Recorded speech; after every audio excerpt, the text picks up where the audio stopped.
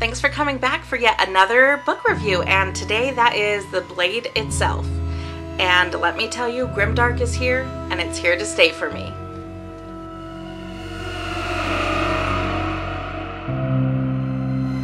This was the perfect grimdark fantasy gateway book for me.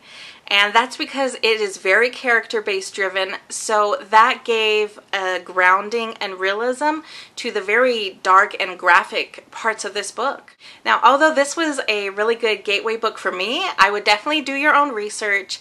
Research those trigger warnings to make sure that this is still the book for you. This book is very grim-dark. The story flowed like a classic fantasy book. It was very tropey, but the tropes were pretty well hidden to where you just get the feels of the trope without it being shoved in your face. So it kind of, the group that gets together kind of gave me the Lord of the Rings vibe. I mean, there's even a head wizard who's kind of taken charge of this rag band group of characters. Instead of focusing on the group as a whole, this book breaks them up into their own individual stories and really takes the time to deep dive into their backgrounds, their motivations, wants, desires, relationships, everything. And so that way when they all come back together and start going on their quest, it really feels like individuals, a group of individuals, instead of just personalities that go together. With this being grim dark, these individuals are very morally gray, two dark gray characters. On paper, they shouldn't make the most cohesive group of characters. We have a northerner nine-fingered barbarian, and with that we also have a prisoner of war who is now turned into a torturer. We also have a pompous, rich, spoiled, entitled boy who is trying to advance in the military just based off of his good looks. And I mean, yeah, it doesn't make sense. But the writing, I don't know, it was so subtle how they each got to that point where they met up with each other that it felt natural, but it still just feels weird that they're even together in the first place. Okay, just so I am being totally objective, there were a couple of slight cons to this book. And even these cons felt intentional. So it was very character-based, and like I said, we do get a very in-depth background and analysis of each character. So at times it felt repetitive, like we were just going over, yes, he had a tortured past, and that's why he does what he does today. Kind of over and over again, but that could be very intentional, because I really do feel like I understand these characters inside and out. One thing about the repetitiveness of this book, it did really bother me towards the end. There was one big, long smash and bash fighting sequence that just seemed to go on forever. And I didn't even really get the point. The fighting just ran around town, and you know, you stop at certain points in town and you just have that, you know, they're just beating each other to a bloody pulp. And that really got exhausting to where it was just like, can we please get back to the storyline? I wanted to see what happens. This feels more like an interruption. Okay, and another con I have is the world building.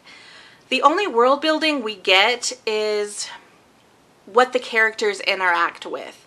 So we don't have big info dumps or, I don't know, exclamations of past histories and culture besides what the characters come across in their own storylines. So it's very slow world building, and even at the end of this book, I'm still not completely sure what the whole big plot line is going to be.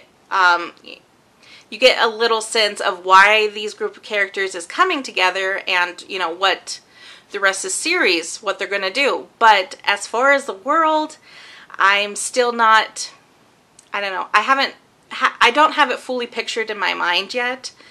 So, but I feel like that is also another intentional thing. Abercrombie wanted us to be invested in the characters so that way when they make an impact on the future world, it will mean more to us, is how I feel that plays off.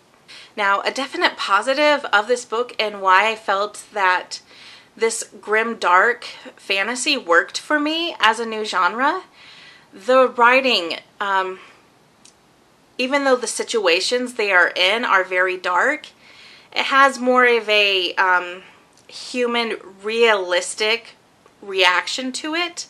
So instead of the writing invoking just cringe and discomfort and disgust from what's going on, you really feel like this is what a real human being would be doing in this awful situation. And another lightheartedness that comes from this book is the dark humor. So, you know, basically when everything is just piling on you and the world is literally crushing you to death, all you can do sometimes is just laugh it off and laugh at your own misery. A big character that helped me through that was Glokta. Now, he was the war prisoner who was tortured beyond belief and comes back and then becomes the torturer himself. That is his job. He is the torturer. And his inner monologue was so hilarious at times. You know, what he actually said to a person instead of what he was thinking in his head. And so that really helped ground the dark parts of this book for me. Although I'm not outwardly rooting against any of these characters, there is one that comes close, and that is Jezal. And he is the pompous, rich, spoiled military brat. And he is so elitist, sexist, and vain that I couldn't believe it. He frustrated me to no end. And I was just like, are you kidding me? Did that actually just come into your mind and out of your mouth? He is the only one that I'm still just like, can we please leave him behind? And on the flip side of that, the one character that I feel rooted in is Logan, and he is the nine-fingered Northman.